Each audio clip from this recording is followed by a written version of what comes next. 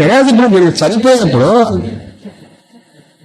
ఒక 100 చెడ్డ అలవాట్లు ఉన్నాయి అనుకోండి, ఒక 100 చెడ్డ అలవాట్లు చచ్చిపోయిన ఆలోకానికి ఏలోకానికి తిరుగుతాం. ఒక్క చెడ్డ అలవాటు పోదు,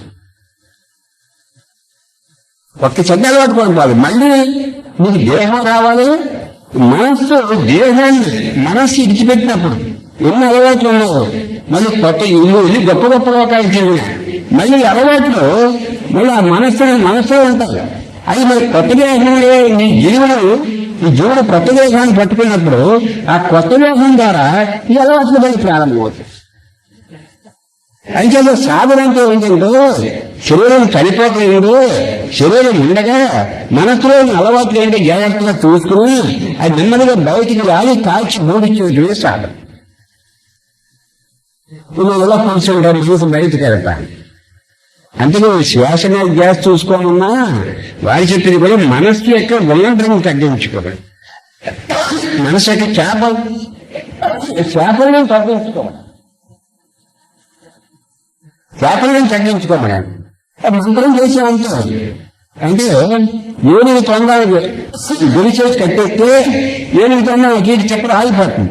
అలాగే ఏదో మంత్రం చేస్తాంటే మీరు మనస్సు అలాగే మీరు శ్వాస మీద జాస్తి అయితే మనస్సు ఆగిపోతుంది. అంటే మనస్సుకి నిర్మలంకి మనస్సుని ఏకం చేయడానికి, మనస్సు ఏకాగ్రత చేయడానికి, మనస్సు యొక్క చేపలను తగ్గించడానికి చేసే ప్రక్రియ దాన్ని చేసే ఉపయోగాలు. మంత్రం చేసినా జపం చేసినా శ్వాస మీద జాస్తి పెట్టినాం. మనం ఒక్కడే మీటింగ్లో చెప్పుకున్నాం, ఏదో సంఘర్షణలో చెప్పుకున్నాం. ఎన్ని చేసినా లోపల కొట్టిన బయటికి రావాలి.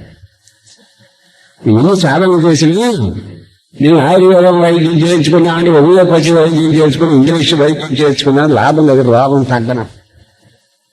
అలాగే మీరు ఏ మతంలో ఉంటే ఎన్ని సాధన చేసినా మనలో ఉంటుంది రీతి, మనలో ఉంటుంది కుట్ర, మనలో ఉంటుంది ద్వేషం, మనలో ఉంటుంది ఆ కక్ష తాత్పర్యం, కోపాలు తాపాలు ఇవన్నీ కూడా బయటికి పోకుండా మీరు ఏ మతంలో ఉన్నా మీకు నిర్మాణ స్థితి కలగదు. ఇందులో రాజీ లేదు.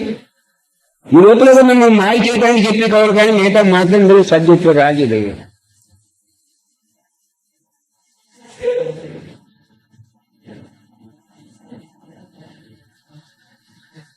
సత్యం ఎవరికి హృదయంలో ఉన్న సత్యం ఎవరికి కావాలి అంటే మామూలుగా ఏదో ఈ పని అయిపోతే చాలు, ఆ పని అయిపోతే చాలు, మనకు ఈ గుండె గురించి దేవుడు ప్రార్థిస్తే ఈ పని అయిపోతుంది, ఇంతవరకు సరిపోతున్నాం. కానీ అలా ఆత్మజ్ఞానం లోపల సత్యం ఎవరికానికి పొందటానికి అసలు ప్రయత్నం లేదు, దానికి అసలు అభివృద్ధి లేదు. మనకి అలా కనీసం మీ మనస్సు మన గురి కూడా పెట్టడం కాదు, ఏదో పని అయిపోతుంది సార్.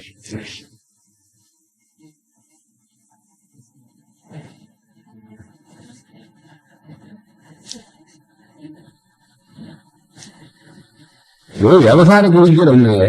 వ్యవహార విద్య నేర్చుకుంటాం, ఏదో హిస్టరీ నేర్చుకుంటాం, ఇంగ్లీష్ నేర్చుకుంటాం,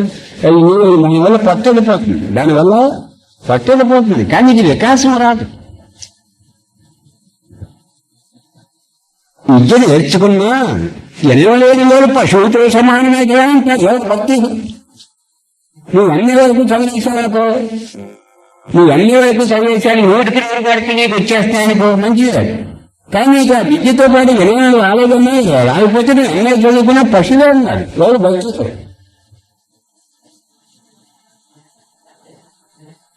ఎందుకంటే అదేమీ రాదనుకో, నీకు ఆ చదువు ఏదో పట్టుకు ఉపయోగపడుతుంది, మరణాంతర జీవితానికి ఉపయోగపడుతుంది.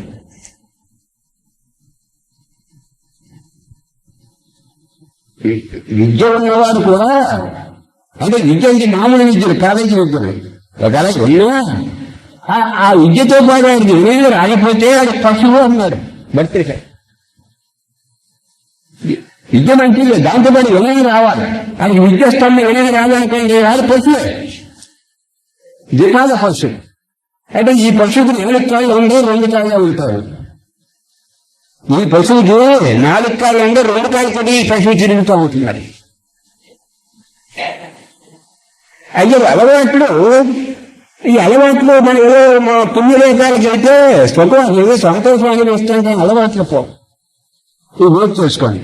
అంటే మనస్సు శరీరాన్ని విడిచిపెట్టి జీవుడు బయటకు వెళ్ళినప్పుడు ఎన్నైతే అలవాట్లు మంచి అలవాట్లైనా సరే చెందిన ఎన్నైతే అలవాట్లు ఉన్నాయో 10 ఏళ్ళ తర్వాత వీడి శరీరం రాకైనా ఆ 10 కొత్త శరీరంలోకి వెళ్ళే వరకు మళ్ళీ కొత్త శరీరంలో సాధన చేసి పోగొట్టుకోవాల్సిందే కానీ ఇతర లోకాలను పోగొట్టుకోవడానికి అవకాశం లేదు. కాబట్టి ఈ ప్రతి క్షణం కూడా బంగారంలాగా ఉపయోగించుకో. ప్రతి గంట ప్రతి క్షణం కూడా వేస్ట్ చేయి, బంగారంలాగా ఉపయోగించు. మనం కాలానికి బంగారం ఇచ్చే వినియోగం, కాలానికి బంగారం కంటే ఎక్కువ వినియోగాలు. ఒకవేళ అలవాట్లు పోవడానికి చచ్చిపోయింది కదా, ఎక్కడ ఏదో లోపల పోతా అనుకోదు. అది ఏదో సంతోషాలు అనుభవించవచ్చు, సుఖాలు అనుభవించవచ్చు. కానీ అలవాట్లు మళ్ళీ శరీరంలో ఉండగా సేమ్ ఒకటి ఎక్కువ ఒకటి తక్కువ, ఒకటి ప్లస్ లేదు మైనస్ లేదు, అలా వచ్చేస్తామని చెప్పాడు శాస్త్రం. ఈ కాలాన్ని పాలు చేసుకోవద్దు, ఒక ప్రతి క్షణం కూడా ఉపయోగించుకోండి.